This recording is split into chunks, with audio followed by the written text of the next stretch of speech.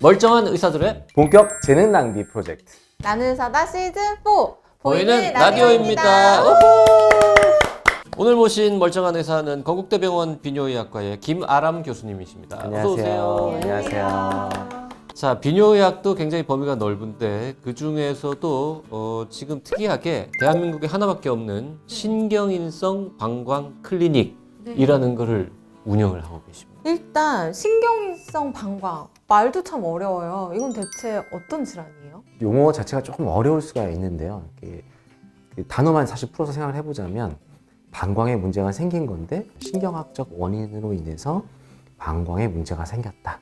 그래서 신경인성 방광 이름을 사실 이렇게 붙인 거예요. 어떤 문제가 생긴 겁니까? 그러니까 이게 사실은 굉장히 저한테는 좀 개인적인 약간 사연도 좀 있어요. 우연히 이제 한 학회에 가서 강의를 하게 됐어요. 이 주제에 대해서. 그 학회는 특이하게 한 분이 나와서 자기 삶에 대한 이야기를 하는 거예요. 척수손상 환자분이셨는데 사고를 당해서 평생 휠체어에 타고 지내시는 거죠. 그분이 이제 그런 말씀을 하시면서 제가 이제 소원이 있는데 소원이 자기가 무슨 일어나서 걷는 게 소원이 아니래요. 뭐가 소원이실 것 같아요? 뭐 소변 관련인가 보다. 그런 맞아요. 이분의 소원이 말씀하시다 자기는 소원이 일어나서 다시 걷는 게 아니고 오늘 이 소변 문제를 해결해 보는 거 이게 자기 소원이라고 하시는 거예요. 척수 손상 환자들은 소변을 못 보는 분들이 대부분입니까? 대부분 그렇습니다. 그 못 본다라는 게 이제 스스로 그래서 해결이 안 돼요. 배뇨를 할 수 없다라는 말씀이신 거죠. 이게 왜 그러냐면은 대변은 사실 하루에 한 번 안 봐도 안 죽죠. 소변 하루 한 번 안 보면은 다 응급실에 와 있어요. 그만큼 우리 소변은 우리 삶에 너무나 밀접하게 연결이 돼 있고 이걸 해결이 안 되면 이분들이 어디 외출을 못 해요. 근데 이 척수손상 환자분들의 특징이 이제 소변이 마려운 느낌이 확실하게 안 듭니다. 그리고 소변이 마려운 느낌이 들어서 소변이 보러 갔다고 해도 소변이 안 나와요. 소변이 마려운 느낌이 하루 종일 든다던가 아니면 아예 안 든다던가. 방광 자체의 그런 근육과 신경의 역할을 방광이 쭉 짜주면서 바깥에 요도가 열려야 되거든요. 소변을 못 봐요. 그럼 그 학회에서 만난 그 환자분은 소변 문제를 어떻게 해결해 왔던 겁니까? 이 환자분들이 척수손상이라고 하는 우리가 상상할 수 없는 이런 사건을 겪으셨잖아요. 이거 우리가 일반 사람들이 상상할 수 있는 범위가 아니거든요. 이거는. 그러니까 그렇다 보니까 이 사고에 대해서 그리고 그걸 재활하는 과정에서 방광의 문제는 굉장히 사소한 문제처럼 느껴지는 거예요. 삶에 막 사문과 사선을 넘나드는 과정에서 방광은 일단 소변줄을 차고 있으니까 생각이 안 들어요. 그러니까 몇 년이 지나서 내 방광 생각이 드는 거예요. 그 소변줄을 몇 년이나 차고 계신 분들도 굉장히 있는 많습니다. 거예요. 네. 그렇게 되면 문제가 너무 심각해지거든요. 감염도 생길 수 있을 것 같아요. 맞습니다. 최근 연구 결과들로도 재활이 시작되는 단계에서부터 방광도 같이 해야 돼요. 근데 그거에 대한 개념 자체가 굉장히 적죠.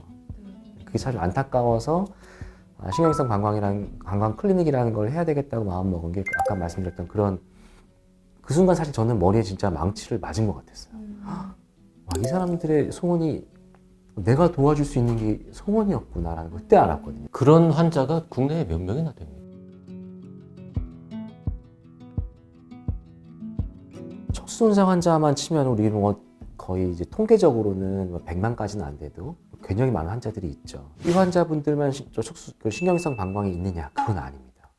신경인성 방광은 척수가 말 그대로 하나의 신경의 전달 통로이기 때문에 머리에 이상이 생긴 분들도 신경인성 방광이 생겨요. 알츠하이머, 파킨슨 이런 환자분들이 대부분 요양병원에 많이 누워 계시죠. 누워 계시면 기저귀를 차고 계세요. 대부분의 사람들이 이렇게 생각해요. 기저귀가 젖었어요.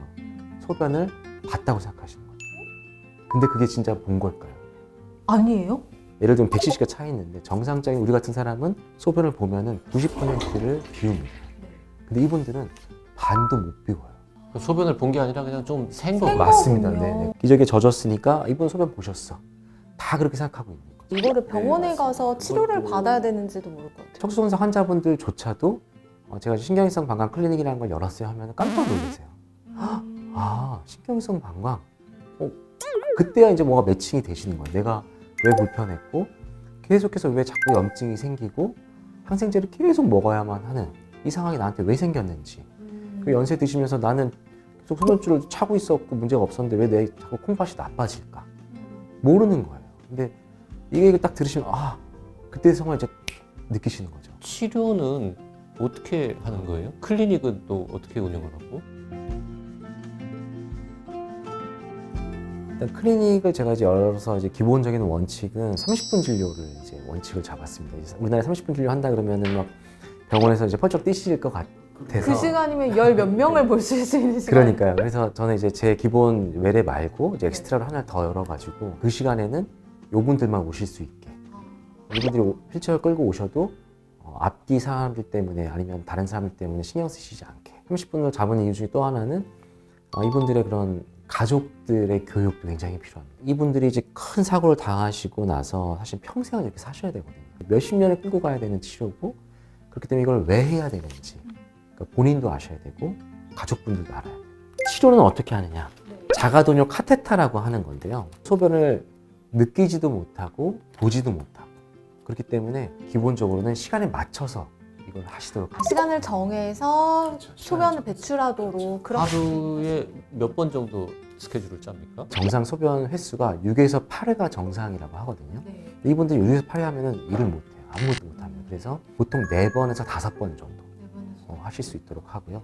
이게 이제 자가도뇨 카테타인데 일회용입니다. 요즘 이제 비뇨기과에 오셔서 검사를 받으시면 이걸 이제 보험 적용으로 이제 받으실 수가 있습니다. 이거는 이렇게 해서 딱 열면 이렇게 일회용인데 네, 일회용입니다. 이렇게 해서 안에 완전 소독이 돼 있고 젤리까지 다 묻어 있어요.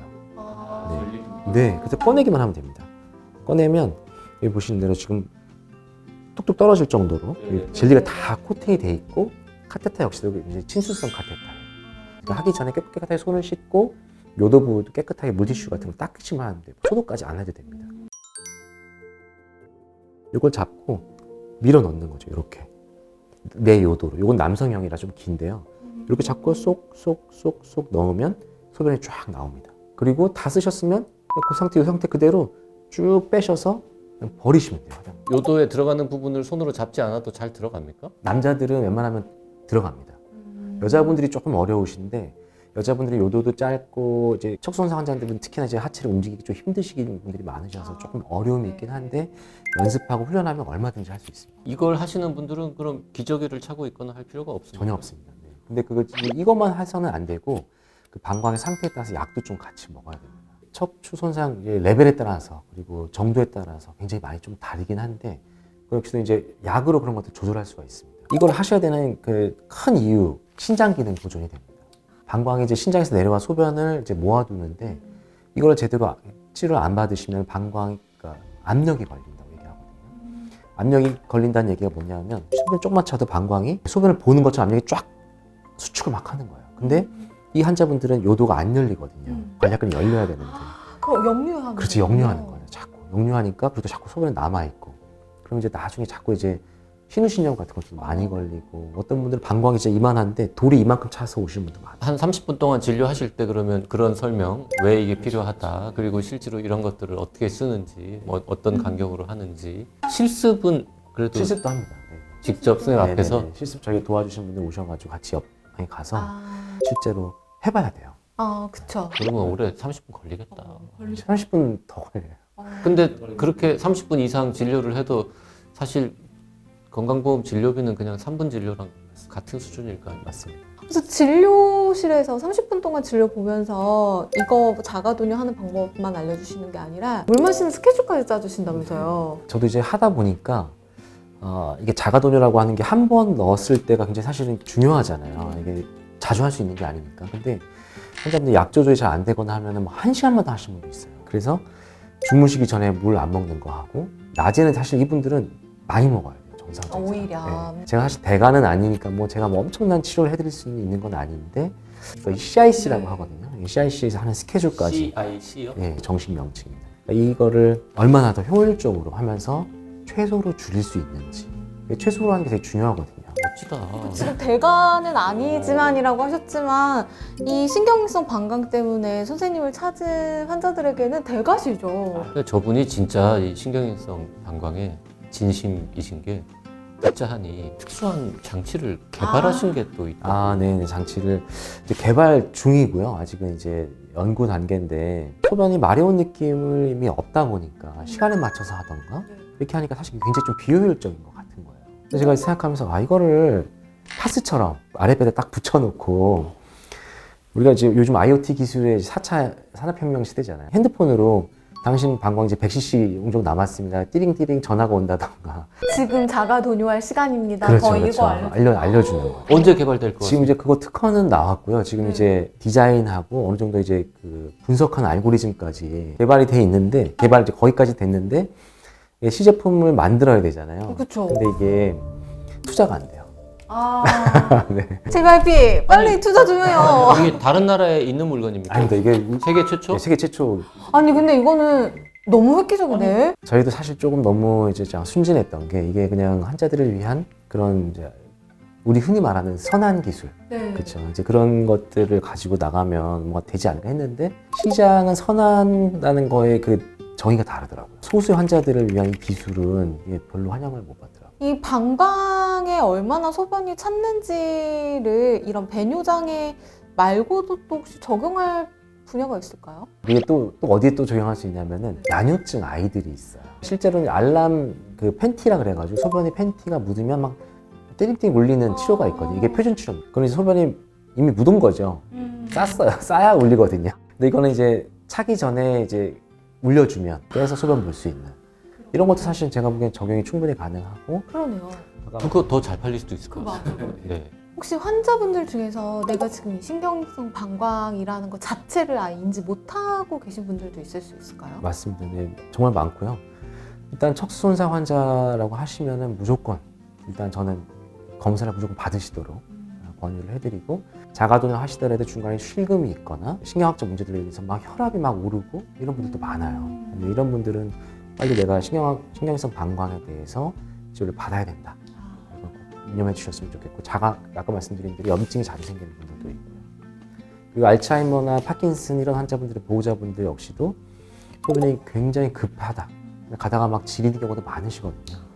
특히 이런 분들은 빨리 한번 신경과 진료를 받으시면서 비뇨기과도 한번 들르시면 이것들에서 훨씬 더 좀 편해지실 수 있습니다. 그 아까 말씀하신 개발 중인 패치 이것도 좀 투자 유치하셔가지고 대박 나시기를. 네, 감사합니다. 전 세계 많은 환자들을 위해서 꼭 개발이 되었습니다. 나의사 진행하면서 이렇게 뭔가 감동을 받거나 이런 경우는 잘 없는데, 네, 오늘 선생님 존경합니다. 네. 오늘은 건국대병원 비뇨의학과의 김아람 교수님 모시고 신경인성 방광 그리고 자가도뇨에 대해서 공부해봤습니다.